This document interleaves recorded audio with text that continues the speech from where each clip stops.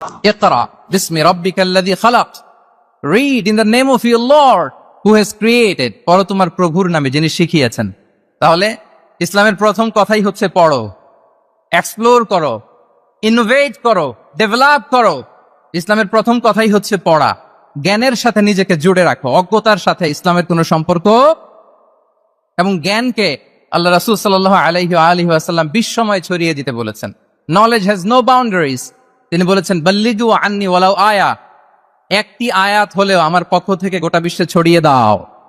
এবং জ্ঞানের রাস্তায়, জ্ঞানের পথে যে অগ্রসর হয়, আল্লাহর হাবিব সাল্লাল্লাহু আলাইহি ওয়া আলিহি ওয়াসাল্লাম বলেন, যে ব্যক্তি জ্ঞানের পথে অগ্রসর হয় সে মূলত জান্নাতের পথেই অগ্রসর হয়। মান সালাকা তরিকান ইয়ালতামিসু ফীহি ইলমান সাহালাল্লাহু লাহু তরিকান ইলাল জান্নাহ, যে জ্ঞান অর্জনের জন্য সামনে আগায় সে মূলত জান্নাতের দিকে আগায়। আল্লাহু আকবার।